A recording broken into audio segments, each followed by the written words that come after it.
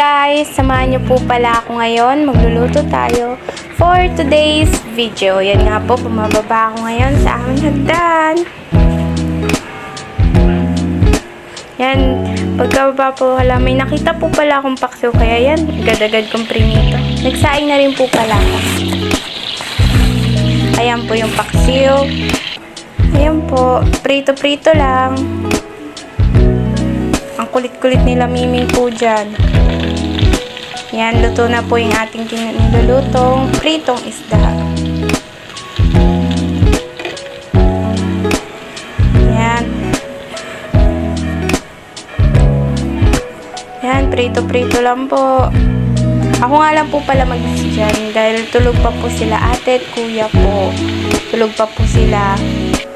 Nagsaing na rin talaga po ako dyan para may yung kasi ng bahaw. Yan, nagayat na rin po ako